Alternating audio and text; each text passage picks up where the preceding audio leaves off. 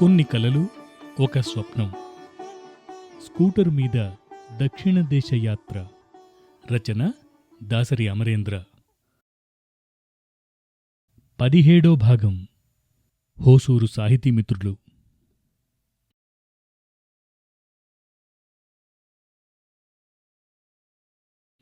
ప్రయాణంలో చిట్టచివరి రోజు జనవరి 8, గురువారం.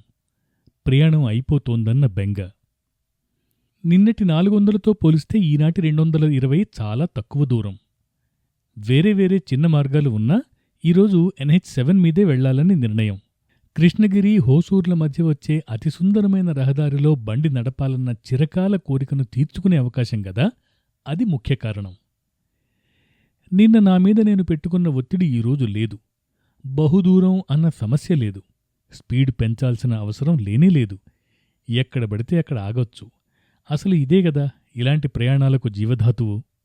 ఓ గంట హాయిగా ప్రయాణం. దారిలో ఏదో చక్కని రెస్టారెంట్ కాంప్లెక్స్, పెట్రోల్ బంక్. అక్కడో 10 నిమిషాలు కాఫీ, పెట్రోల్, ఫోటోలు. మళ్ళా అరగంట సాగాక మరో విశాల సుందర ప్రదేశం. మళ్ళా ఫోటోలు. ఏదో ఫ్లైఓవర్, దిగువన రైల్వే ట్రాక్. ఫోటోజెనిక్గా NH7, దాని మార్జిన్లో నడుస్తోన్న నా యాక్టివా. దాటిపోతున్న తొప్పూరు, నల్లంపల్లి. 9:30కు ధర్మపురి. అది దాటగానే రోడ్డు పక్కనే ఆకట్టుకునే రూపంలో ఏదో సంస్థ ప్రవేశద్వారం. ద్వారం అవతలే నీళ్లు పెట్టిన వరి మళ్ళు, బారులు తీరిన కొబ్బరి చెట్లు. ద్వారం మీద తమిళనాడు ప్రభుత్వ చిహ్నం. అన్నీ తమిళ అక్షరాలు. బహుశా వ్యవసాయ కళాశాల అయి ఉండాలి. మరో అరగంట గడిచాక కావేరీ పట్టణం అన్న ఊరొచ్చింది. కాస్తంత నీళ్లు రాళ్లు ఉన్న ఓ మోస్తరు జలప్రవాహం. కావేరీ నది భవానీ దగ్గర్నుంచి అటు తిరుచ్చి, శ్రీరంగల వైపు వెళ్ళిపోయింది కదా, మళ్ళా ఇక్కడికెలా వచ్చింది అన్న మీమాంస. చిరు పరిశోధన.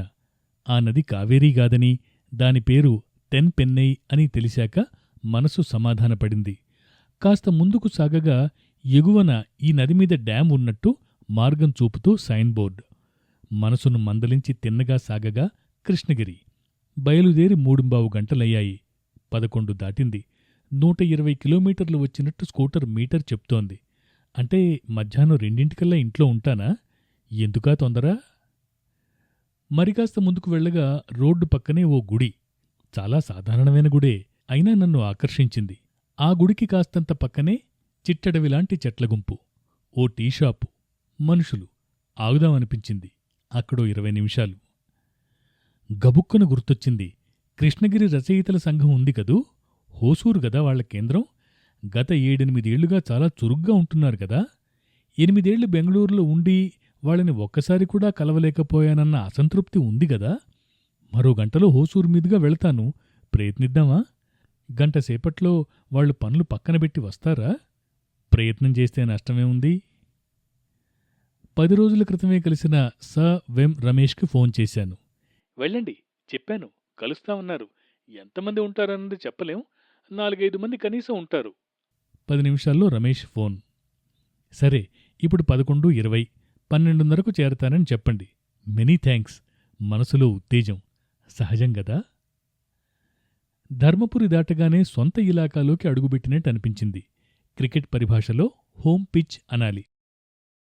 ఆ రూటు నాకు చాలా బాగా పరిచయం. బెంగళూరులో 8 ఏళ్లు ఉన్నప్పుడు ఆ రోడ్డు మీద చాలాసార్లు కారుల్లోనూ, బస్సుల్లోనూ వెళ్ళి ఉన్నాను. స్కూటర్ మీద ఇదే మొదటిసారి.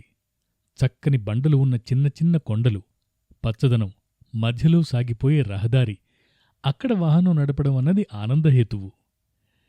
కృష్ణగిరి, హోసూర్ల మధ్య శూలగిరి అన్న ఊరొస్తుంది. అక్కడ 2 కొండల మధ్య నుంచి ఓ కనుమలాంటి దారి. ఎన్నిసార్లు వెళ్ళినా తనివితీరని మార్గమది. ఆ కనుమకు దగ్గర ఉన్న ఎడమపక్క కొండ చర్యలో చిక్కని మెట్ల మధ్య ఈ మధ్యనే వెలిసింది కాబోలు ఓ గుడి కనిపించింది. గుడికన్నా ఆ గుడికి చేరడానికున్న 25-30 మెట్ల దారి ఎరుపు రంగు మెట్లతో దూరం నుంచే దృష్టిని ఆకర్షించింది.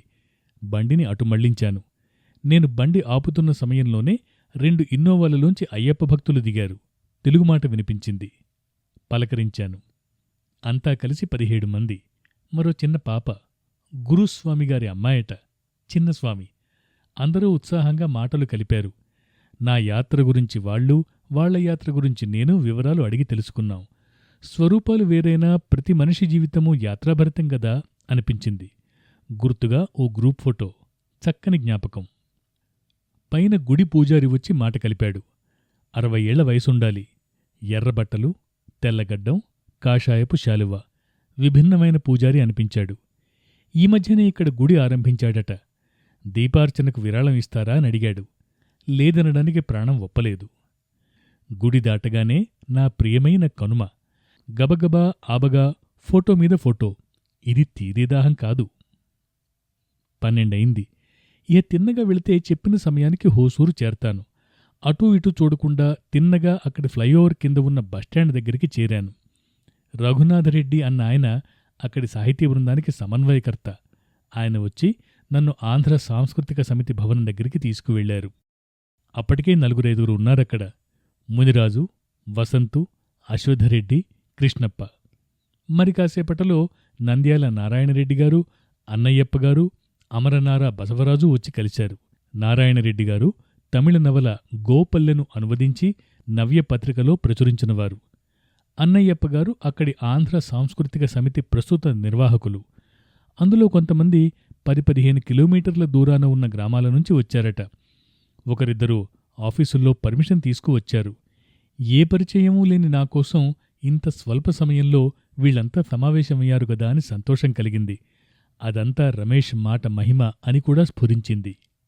సహజంగానే సంభాషణ నా గత 10 రోజుల ప్రయాణం మీదకు సాగింది. వీలైనంత స్పష్టంగా నా ఉద్దేశాలు, అనుభవాలు చెప్పాను. ఈ 10 రోజుల్లో మీకు అత్యంత ముఖ్యమైన అనుభవం ఏది అడిగారు అన్నయ్యప్ప. క్షణం ఆలోచించి, తిరువెళ్ల దగ్గరి గ్రామంలో 97 ఏళ్ల కోషీగారి అమ్మగారిని ఆర్ యూ హ్యాపీ అని అడగ్గా మొహం వెలిగిపోతుండగా వెరీ మచ్ హ్యాపీ అని ఆవిడ చెప్పిన సంఘటన బహుశా నేను జీవితంలో మర్చిపోను అన్నాను. అన్నయ్యప్పగారి గుబురు మీసాల మధ్య నుంచి ఎస్వి రంగారావు గొంతు భళిభళీ అంటున్నట్టు వినపడింది. సంభాషణ నా రచనా వ్యాసంగం వైపు మళ్ళింది. సాహిత్యంతో నాకున్న అనుబంధం గురించి క్లుప్తంగా వివరించాను. ఆ 10 రోజులు నాతో పాటు తిరిగిన నా పుస్తకాలకు పాఠకులు దొరికారు గదా అని అవి వారికి అందించాను. పెద్ద మనసుతో అన్నయ్యప్పగారు పుస్తకాల ఖరీదు చెల్లించేశారు. అంత కష్టపడి రాసి ప్రచురిస్తే వాటికి డబ్బులు ఇవ్వడం మన కనీస కర్తవ్యం అన్నారాయన. పుస్తకంలోంచి ఏమన్నా చదివి వినిపించమన్నారు. కథ చదివితే మరీ సమయం పడుతుందని ఊహావిహంగం అన్న కవిత చదివాను. అందులోని చివరి పాదం ఆ విశ్వమంతటా వ్యాపించి వ్యాపించి నా ఉనికినే కోల్పోవాలని ఉంది. అది నంద్యాల నారాయణరెడ్డిగారిని ఆకట్టుకుంది. ఉనికినే కోల్పోవడం అన్న భావం మొత్తం కవితకే కొత్త వెలుగు సమకూర్చింది అన్నది ఆయన వ్యాఖ్య.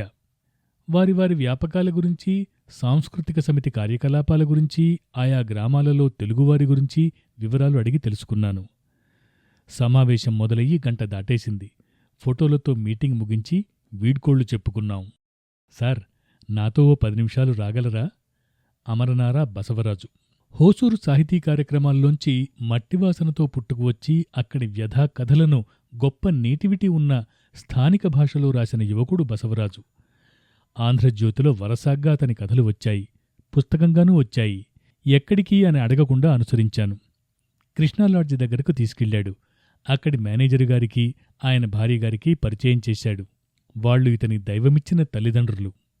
నిన్న మొన్నటిదాకా బసవరాజు ఆ కృష్ణాలాడ్జిలో పనిచేశాడు. తన ప్రవర్తన ద్వారా వాళ్ల అభిమానపాత్రుడయ్యాడు, ఆదరణ పొందాడు. అతను రచయితగా పరిణామం చెందడం వెనక వాళ్ల పాత్ర, ప్రోత్సాహం చాలా ఉన్నాయి. ఆ సంగతి అప్పటికే విని ఉన్నాను. వాళ్లను కలవడం సహజంగానే గొప్ప సంతోషం కలిగించింది. హోసూరు వదిలిపెట్టేసరికి దాదాపు 3 అయింది. బెంగళూరు మరో 50 కిలోమీటర్లు. కాని ఎలక్ట్రానిక్ సిటీ దగ్గర ట్రాఫిక్ నత్తనడక నడవడమూ, ఆ 50 కిలోమీటర్లకు 2-3 గంటలు పట్టడమూ నా ఇదివరకటి అనుభవం. అందుకు సిద్ధపడే వెళ్లేగాని ఈసారి ఓ సంతోషం నాకు ఎదురైంది. ఎలక్ట్రానిక్ సిటీ దగ్గరకు చేరగానే 10 కిలోమీటర్ల పొడవున కట్టిన ఓ ఫ్లైఓవర్, 15 గంటలో సిల్క్ బోర్డు జంక్షన్. 4-5 ఏళ్లయిందట ఈ ఎలివేటెడ్ కారిడార్ను ఆరంభించి.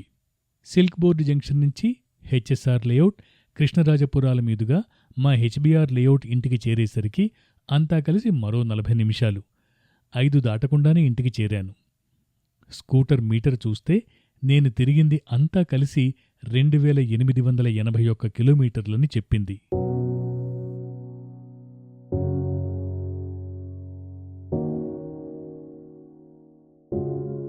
ఉపసంహారం: 4 రాష్ట్రాలు కర్ణాటక, ఆంధ్రప్రదేశ్, తమిళనాడు, కేరళ ప్లస్ పాండిచ్చేరి. ఎక్కువగా గడిపింది తమిళనాడులో 6 రోజులు, సుమారు 1900 కిలోమీటర్లు. కేరళలో 2 రోజులు, 600 కిలోమీటర్లు. ఆంధ్రప్రదేశ్లో 1 రోజు అనవచ్చు, 160 కిలోమీటర్లు. కర్ణాటకలో ఆగింది లేదు, నడిచింది 160. పాండిచ్చేరిలో 1 రాత్రి, ఓ 50-60 కిలోమీటర్లు. సాహసయాత్ర? స్థూల దృష్టికి అవుననే అనిపిస్తుంది. వెనక్కి తిరిగి చూసుకుని నిజాయితీగా అంచనా వేసుకుంటే నా వరకు నాకు ఈ ప్రయాణంలో ఏ సాహసమూ కనిపించడం లేదు.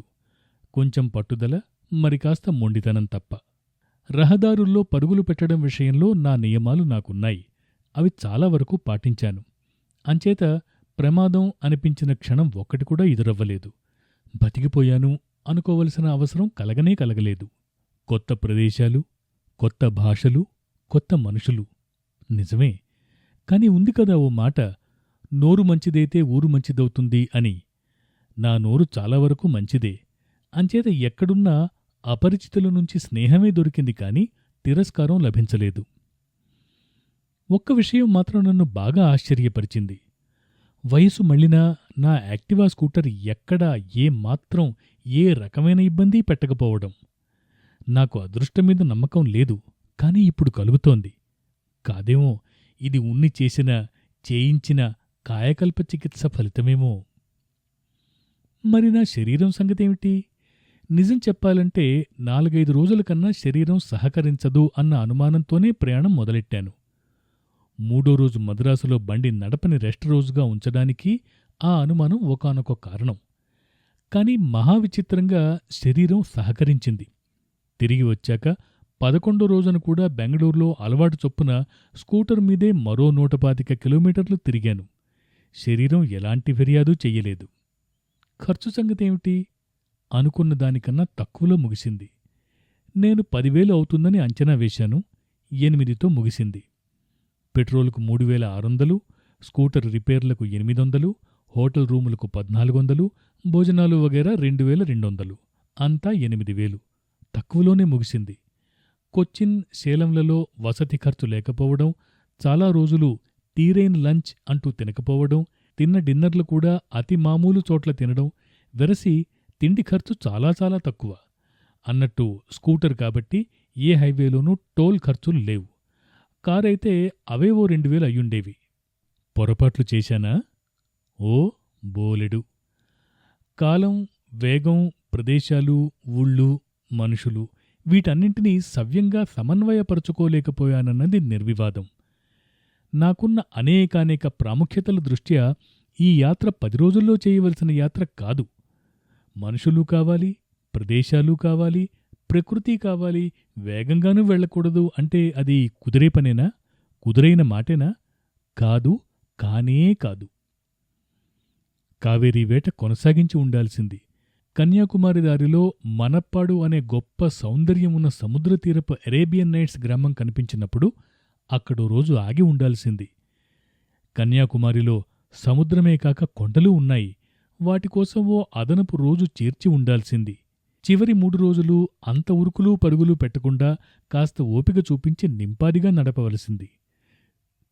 త్రిస్సూర్ నగరం విభ్రమ కలిగించినప్పుడు అక్కడ తప్పక ఆగి ఉండాల్సింది. దివాకరన్ వాళ్ల గ్రామంలో ఒకరోజు గడిపి ఉండాల్సింది. వరసాగ్గా 7 రోజులు ఉదయం నుంచి సాయంత్రం వరకు బండిని పరిగెత్తించే బదులు 2 రోజులు పరుగు, 1 రోజు విరామం అన్న షెడ్యూలు ఉంటే బావుండేది. నిజానికి ఇది 15 రోజుల్లో చేయవలసిన ప్రయాణం.